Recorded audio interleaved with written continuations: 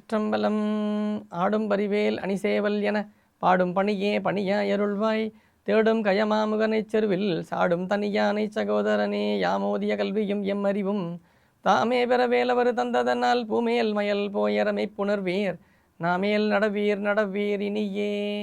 திருவடியும் தண்டையும் சிலம்பும் சிலம்போடுருவப் பொறுபடி வேலும் கடம்பும் தடம்பு எம்மாறிரண்டும் மறுபடிவான வதனங்கள் ஆறும் மலர்கண்களும் குருபடிவாய் வந்து என் உள்ளம் குளிர குதி கொண்டவே.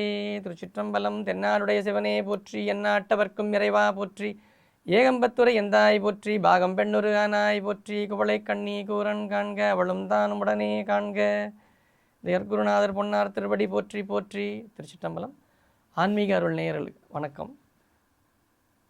தொடர்ந்து இன்றைய தினமும் மார்கழியின் மகத்துவம் என்கின்ற தலைப்பிலே மணிவாசக பெருமான் திருவாய் மலர்ந்தருளிய திருவம்பாவை என்கின்ற பாடலிலே இரண்டாவது பகுதியை சிந்திக்க இருக்கின்றோம். இந்த பாடல் பெண்கள் ஒருவரை ஒருவர் துயில் எழுப்பி இறை வழிபாட்டிற்கு ஆற்றுப்படுத்துவதாக அமைந்தது என்பதை முதல் பாடலில் சிந்தித்தோம். தொடர்ந்து இரண்டாவது பாடலிலும் பெண்கள் எப்படியெல்லாம் சென்று அவளை எழுப்புகின்றார்கள், இறைவனுடைய கீர்த்திகளையும் இறைவனுடைய பெருமைகளையும் எப்படி உணர்த்தி அவளை துயில் எழுப்புகின்றார்கள் என்பதாக அமைவதுதான் இரண்டாவது பாடல். இந்த பகுதியிலே பெண்கள் எழுப்புகின்றார்கள் என்பதை தாண்டி ஒருவர் மட்டுமல்ல, உறங்குகின்றவளும் இதற்கு உரையாடுகின்றாள். ஒருவரை ஒருவர் உரையாடலாக இந்த பகுதி அமைகிறது. இதை ஏன் இப்படி அமைக்க வேண்டும் மணிவாசகருக்கு என்றால், ஒரு செய்தியை நாம் பிறருக்கு சொல்ல புகுவோமேயானால் அதை இயலாக கருத்தாக வெளிப்படுத்துவது ஒரு முறை, இசை மூலம் வெளிப்படுத்துவது ஒரு முறை, மூன்றாவது அதை கதை போக்கிலே சொல்வது ஒரு முறை. அதை நாடகப்பாணி, தமிழ் இலக்கியம் இதை இயல் இசை நாடகம் என்பதாக அதை நமக்கு பகுத்து காட்டும். அந்த முறையிலே இயலும் இசையும் இதை நோக்கி யார் இதை விருப்பமோடு அணுகுகின்றார்களோ அவர்களுக்கு இயலும் இசையும் துணை செய்யும்.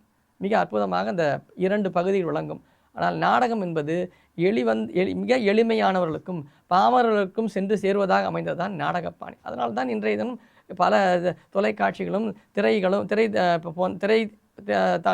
சின்ன திரை வெள்ளித்திரை போன்றவற்றில் எல்லோரும் சென்று காண்பதற்குரிய நோக்கம் என்ன என்றால், அது நாடகப்பாணியிலே செய்திகள் அமைந்தது காரணத்தினால்தான்.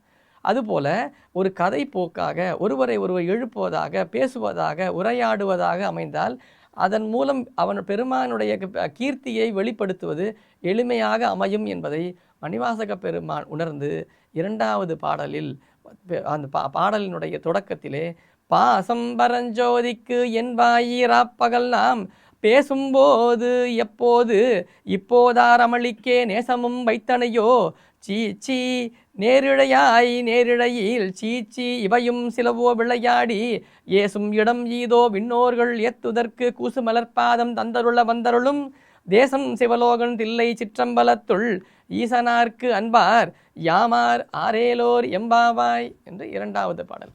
நீ நேற்று இரவு நாம் உறங்க செல்வதற்கு முன்பாக எங்களுடன் உரையாடி கொண்டிருந்தாய். அப்படி உரையாடி கொண்டிருக்கும் பொழுது அவனுடைய கீர்த்திகளை எல்லாம் பற்றி பேசி கொண்டிருந்தாய். எப்படி பாசம் பரஞ்சோதிக்கு அவன் மீது மிகுந்த அன்பு கொண்டவன், அவன் மீது மிகுந்த அன்பை நீ பொழுதுகின்றாய் என்பதாக நேற்று இராப்பகல் காலையும் மாலையும் இரவும் எங்களிடத்திலே உரையாடி கொண்டிருந்தாய். இராப்பகல் பேசும்போது எப்போது இல்லை, நேற்று தான் நீ பேசினியே, அதை மறந்துட்டியா? இப்போதார் அமளிக்கே. இன்னைக்கு நீ என்னடா அமளி என்றால் படுக்கை.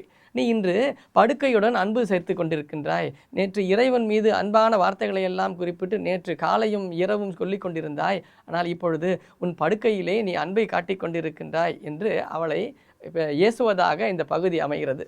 அதை கேட்டவுடனேயே அவள் உறங்கி கொண்டிருப்பவள் கண் விழித்து, ஒருவரை எழுப்புவதற்காக வந்திருக்கின்றீர்கள், எழுப்பும் பொழுது அவர்களை நல்ல வார்த்தைகளை சொல்லி எழுப்ப வேண்டுமே தவிர இப்படியெல்லாம் குறை கூறி எழுப்பலாமா என்று உறங்கிக் கொண்டு உறக்கத்திலிருந்து விழிக்கின்ற நிலையிலே இருக்கின்ற அந்த பெண் சொல்வதாக அமைவதுதான் நேரிழையீர் சீச்சி இவையும் சிலவோ விளையாடி.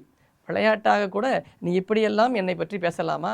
நான் பெருமான் மீது அன்பு கொண்டவன் தானே, நான் சற்று உறங்கி விட்டேன் என்பதற்காக என்ன வார்த்தைகளையெல்லாம் என் மீது சொல்லலாமா என்பதாக அவள் குறிப்பிட்டு, ஏசும் இடம் ஈதோ, இதுதான் என்னை ஏசுவதற்கான இடமா இந்த தருணம் தான் என்னை ஏசுவதற்கான தருணமா என்று அந்த பெண் கேட்கின்றாள். அப்பொழுது உடனாக அவளை எழுப்ப வந்த பெண்கள் அவனிடத்திலே சொல்வது தான் இந்த பாடலுடைய கருப்பொருளாக விளங்குவது. விண்ணோர்கள் ஏத்துதற்கு கூசு மலர்பாதம் தந்தருள வந்தருளும் தேசன் என்று ஒரு தொடரை பயன்படுத்துகின்றார். விண்ணோர்கள் என்றால் தேவர்கள். தேவர்கள் சென்று இறைவனை ஏத்துகின்றார்கள், இறைவனை வழிபாடு செய்கின்றார்கள். ஆனால் அவர்களுக்கு பெருமான் திருவடியை காட்டுகின்றானா என்றால் இல்லை. அவனுக்கு கூசு மலர்பாதம், அவர்களுக்கு தன்னுடைய மலர் பாதத்தை காட்டுவதற்கு அவன் பாதம் கூசுகிறதாம். அவர்கள் சென்று ஏத்துகின்றார்கள் அவன் திருவடியை, ஆனால் அவன் பாதம் கூசுகிறது. எப்பொழுது இந்த கூசுதல் என்பது நமக்கு அமையும் என்றால், ஒருவர் நம்மை தொட முற்படுகின்றார், தொட முற்படும்போது அவருடைய தொடுதல் என்பது நமக்கு ஏற்கவில்லை, ஏற்புடையதாக இல்லை என்றால் நாம் உடனே என்ன செய்வோம்? நமக்கு கூசும், நமக்கு அது கூசுதுங்கன்னு சொல்லுவோம். ஏன்னா தொடர்றதே ஒரு கூசுதுங்க, நமக்கு அவங்க பேசுகிறதே கூசு. அது நமக்கு பிடிக்கவில்லை என்றால் நமக்கு இந்த கூசுதல் என்பதை சொல்லுவோம். இங்கே பெருமானை வழிபாடு செய்கின்றார்கள், ஆதியும் அந்தம் இல்லாத பெருமானை வழிபாடு செய்கின்ற பெருமக்கள் யார்? தேவர்கள். அந்த தேவர்கள் வழிபாடு செய்தும் அவர்களுக்கு திருவடியை காட்ட முற்படுகின்ற பெருமான் அவருடைய மலர்பாதம் கூசுகிறது என்று குறிப்பிடுகின்றார். ஏன் கூச வேண்டும் என்றால், அவர்களுக்கு காட்டுவதற்கு பெருமானுக்கு விருப்பம் இல்லை. அவர்கள் ஏத்துவதைக் கண்டு பெருமான் விருப்பம் கொள்ளவில்லை. ஏன் என்றால், தேவர்கள் இறைவனை வழிபாடு செய்வதனுடைய நோக்கம் அவர்களுக்குரிய வேண்டுதலை பெற வேண்டும் என்பதற்காக, அவருடைய பொருள்களை அடைய வேண்டும், தன்னுடைய எண்ணம் நிறைவேற வேண்டும் என்பதற்காகவே அவர்கள் வழிபாடு செய்கின்றார்கள். ஆனால் அடியார்கள் அப்படியல்ல. அவன் மீது அன்பு செலுத்துவதற்கும், அவன் மீது பரிவை செலுத்துவதற்கும், அவனை நாளும் நித்தமும் அவனுக்குரிய பணிகளையெல்லாம் ஆற்றுவதற்கும் தன்னை முழுமையாக தந்து